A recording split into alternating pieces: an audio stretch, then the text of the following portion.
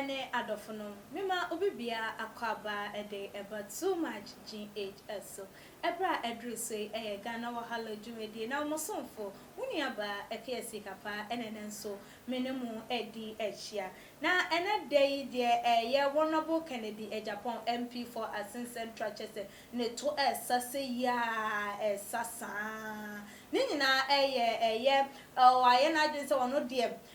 edifo atrofo obe expose womo ama Ghana fo ehuna asofo womo ekọ womo enchen na enso se na woye ni hwehwemu a woye ino obi nsuso eta na wono nsuso nhwehwemu ede efa no hu na ene dayi Anas Aremeyaw Anas ababonti ababe expose Honorable Kennedy Agyapong reveal more secret for more defamation suits against him na ebusuya mama yembunra ensem no emu said the mamunim no Honorable Kennedy Agyapong wo ye obi a chese eba no emramu ne ho nsensem a wonfa eni agrokrakrakrakrakra na se eba na se ye bu obi kwasea ne de wo chiri wo na brabo mu kokokokokokokoko enti won hwe ema sa enyoma no ekoso na nsentem de watu ne ho de si wono mo se asofo wo mu ebu ensorema egusuo eka aya de enye edefa nsorema ho ema nsorema nye ne ense emfatan waye na adwusu wo beyi wo mo to achese wa start out mu se wo binim ne wo mo maka de watimi ayeden ahete wo mo so ama na nse krampo de na na jogezi as say na kwa Isaac nso de na eboso na ensense we kwaso na chese dodo na ema Honorable Kennedy fans na djuma wo ye mo ni yo se ni se na wo bi susu wo akira ni djuma wo de na na hyi na bufu na time wono susu akwakọ ye nhwehwemu afile so many defamation suit etia ye ni abema ye papa ya de nyina Honorable Kennedy Agyapong na enye obi ansusu se Anas Aremeyaw ana se de mamunim no abrantie na wo hyeche yensensan bi sensan nanim a wonhu nipa ban a wo ye se wo ye oba wo se wo ye bema so ye ofri so ye den wuntimi ehu ni nipa su ene ni nipa ban ne ho asem na me eka na abusuafo ensem aba beto edwa ene se ye ni abemai ye papa yi wo mo ne nsem ana ne secret aba beto abonten na ensem no enkyeremu se enada honorable ekokopie mu wo court na enumu ensem a wo kan edefa the Crusading Guide newspaper papa Kwaku Baako ne ho asem ensem a wo kan edefa no damages a wa make for ni din a wasai ne ho enkro ne ba no wo mo ede ne court ma chese emra no nso ene no edi ya chese sei no Mr. Baako echiremu a Honorable Kennedy Agyapong egu nanimu ase wa D.efamation no on 3 media platform Oman FM Adum Bedjam talk show na afen so Adum FM on different occasions chese dane dano wo gu nanimu ase no tiama the new Crusading Guide editor Mr. Baako ensem no ensem no court ema the court adi nansem ama no ama ye kirema na chese Honorable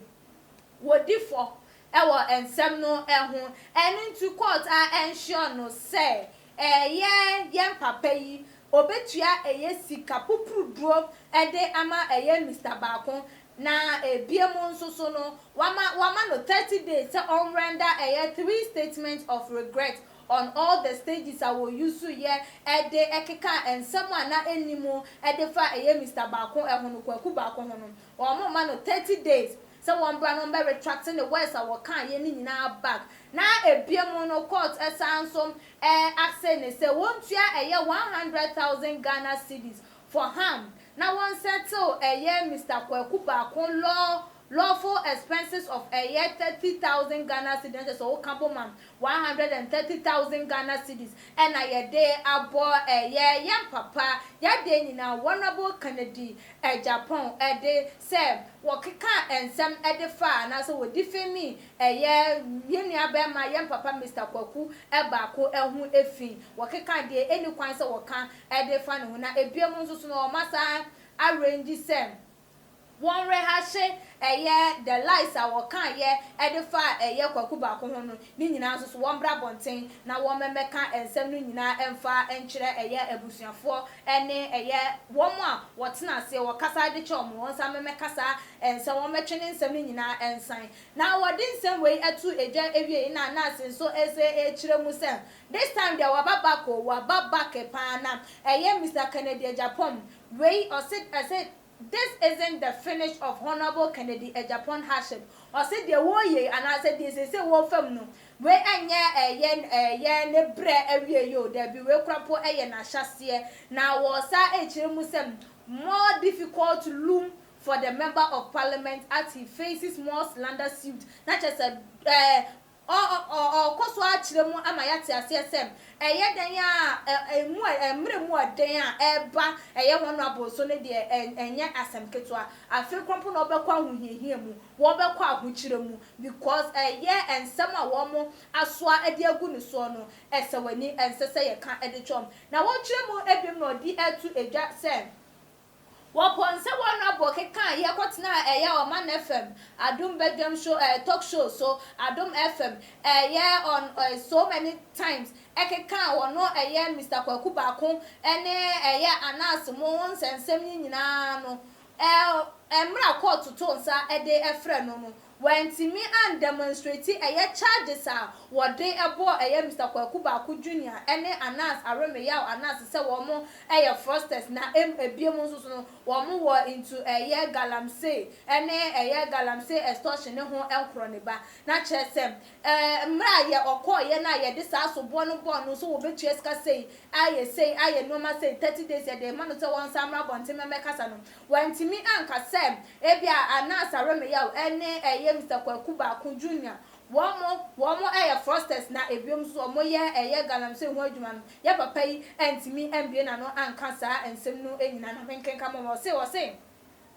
Kennedy Agyapong couldn't demonstrate his charges that Mr. Kwaku Baako Jr. and Anas Aremeyaw Anas are frosters and into galamsey after the arrival of galamsey extortion session 1 way any and someone what they eto ni post no so honum na ebiem na wosa Anas no to asubiem na worker said the most recent distraction is only the start. Mr. Kennedy faces more critics suits and they are not just also chumubium no and I will say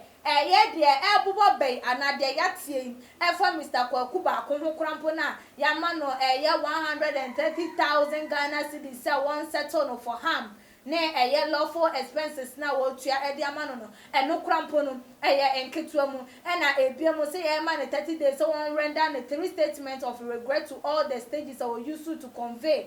what they say Mr. Kwaku Baako edi no krampo no eno krampo enketua mu na de ebubo ba no na wo de etu dwa na abusia mekenkan de amamo say ada critics a wo mode to ne so ana say yi di omode no esa ebe court biem afa ne nsesema wo kekan ye ne ebi Anas versus Kennedy Kennedy Agyapong claims Anas slander JB Dankwa and that Anas is a fraudster and into galamsey. Anas legitimate lawyer is currently in the case. We another case womo ebekun edetia honorable say woka say Anas wonim JB Dankwa edu ni wonu hu bi na ebiemu Anas fraudster no na wosan susu edi no hu ewura galamsey mu no eno case womo ebe yusu edi etiam na de etosu emienu enso say Kennedy Agyapong asserted the organization does galamsey. Kennedy Agyapong asserted the organization does galamsey with Kwaku Baako and Anas, legal advisor for C&J Alaska, and currently interrogating Kennedy. We soboa yesan so ede ebono a eno so be kwako pie court na say ne eno so ye besa age no sika ne ensem na say obesa babonte aba be retract no wes so a we so the second case a wo mo ede ebono na the third one no and so Kennedy Agyapong claims the previous state lawyers also paid off from Anas Aremeyaw Anas to for straight equity case has recently initiated. We and so so boy toso miensa womo ede ebebo na chese we efa elenkwa kukumi ene honorable Kennedy Agyapong ho na chese utimi wo se de bobo honorable de abusuafo wo bewie no se de na ase ka na wo wie no kura de etoso enan na etwato kra se Kennedy Agyapong affirm Ivy killed her own significant other JB Dankwa Eduwe so asem a wona boko kan ye no so mo de sa sobo no ebesan so abonu biemu efa Ivy a osusu se wono anekun JB Dankwa Edu no eno so sobo a wo mo ede bebo no court se wagu wo bi edi ehu efitu timi wo se de bi kan ye no wo be wie na ye wie no na ensem we beto oja no comment bebre so aba na mma membo ni tewtew na ye mfa ensim Yemia Nana Kwame Edode Eba was say Kennedy is going to die on 6th October 2020 because he is hypocrite. On also so ne dia enonom. Yemia and Chibosiakon Edode Eba was saying Anas is a blackmailer, God will punish him. Ibrahim Bedru Edode Eba was say whether Anas now trust the you now trust the judges. They must do the right thing in this case or face another expose. So now Anas has seen the importance of the judges. Are you not the same person who were disgracing these people? May the good Lord judge you. Jeff say Anas, Ken has exposed you big time. So shut up. There's nothing that you can do. So this time, how much did Anas and his boss also pay, and what are the things what other things were given to the lawyers and judges this time to defend them against Kennedy? Is Anas now trust judges? Didn't he judges took bribe, sheep and coats before defending him? We are said yes, sir, since when the Tiger Eye trusted lawyers and judges on also then someone what they ever no that is a way to who say Anasa waka said the tia a judge for a lawyer for a banner send and idea what they want some echo so one more and kind mount not just a one casano either say what you are some punching a young corner chase can be say and come on some more and not say be before a one ebusian for one share a year said there and send me coin and your my day elbow boy a one rabwa obena and nine edge so ama expose ya what the air bay a bit me up on a year and I say way a bit me the no phone ball abba for what drink share ebra with too much GH your comment section now I'm repairing back and kind Eddie among bit me follow and some over your Instagram page at too much GH media any equiesi capa that's the name your best anishia. Yo, too much GH near Ghana for Ashefo, Etio onipa bi a won subscribe e wo too much